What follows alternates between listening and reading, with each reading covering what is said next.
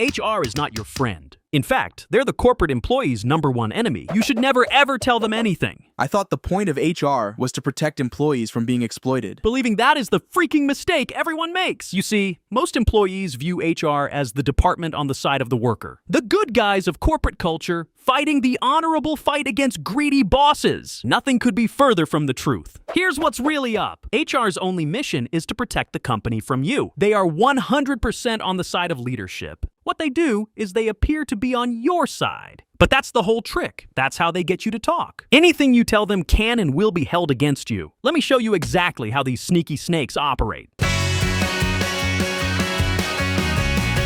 So, Mickey here has a problem. His manager Larry has been losing his temper, and lately it's gotten worse. He keeps calling me a right to my face, in front of everyone. Okay, that's so not cool, man. Yeah, I have a meeting with Sarah from HR tomorrow. I'm sure she'll sort it out.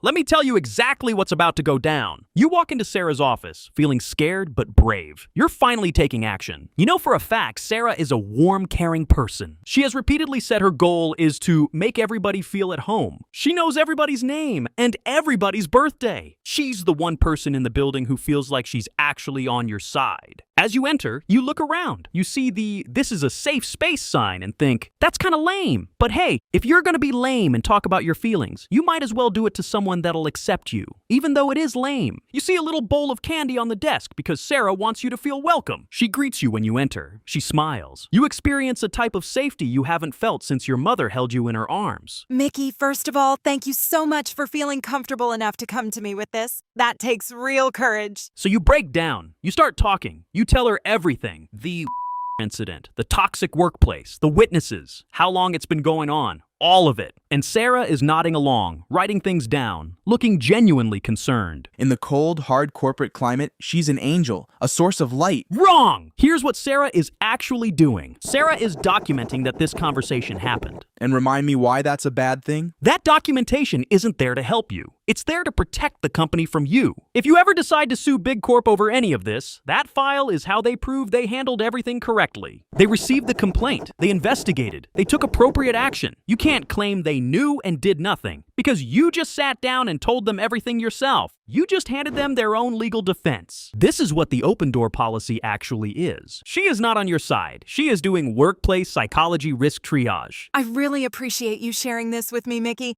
I'm going to look into it right away. See? She's looking into it. She's looking into you, buddy. Good job. Hope you feel real good about yourself.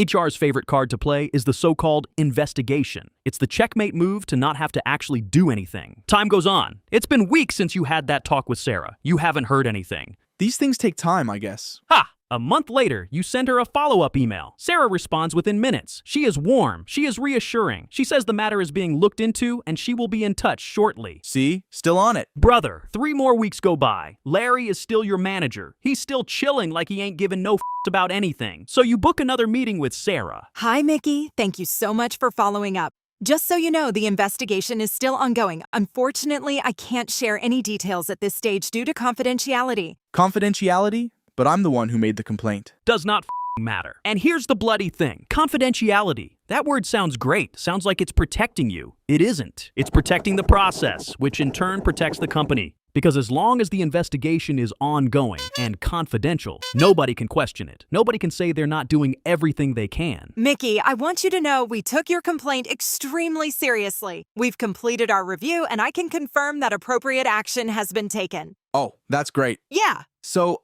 what sort of action? An appropriate directive has been set in place. I don't know what that means. So, what's going to happen to Larry? Unfortunately, I'm not able to share specifics due to the confidentiality of the process. Okay, that's fine. But he's not going to be my manager anymore, right? What I can tell you is that we take these matters very seriously, and we're committed to making Big Corp a safe and positive environment for everyone. That sounds about right. Hi, yes.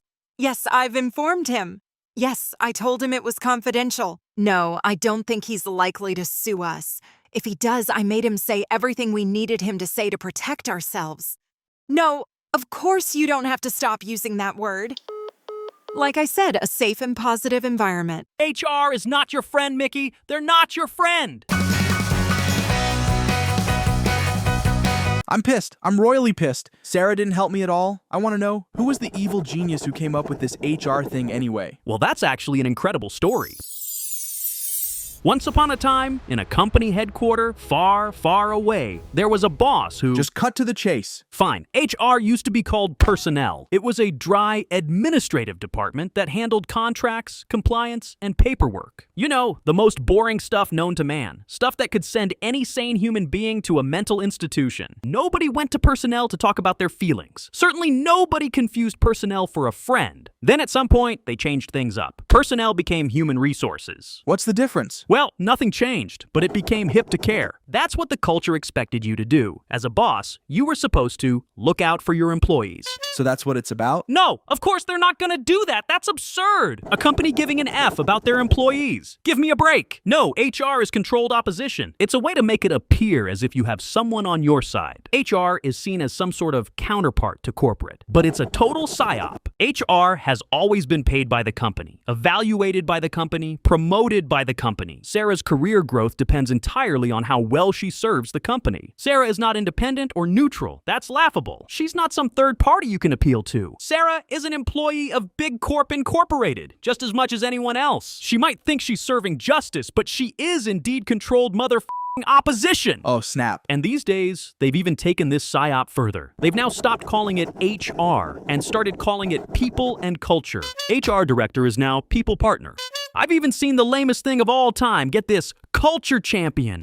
Okay, can you stop that? Oh, I'm sorry. I'm just testing the quality of this clown honk. It's very annoying. Yeah, God. Some people, it's like, show some social awareness. I know.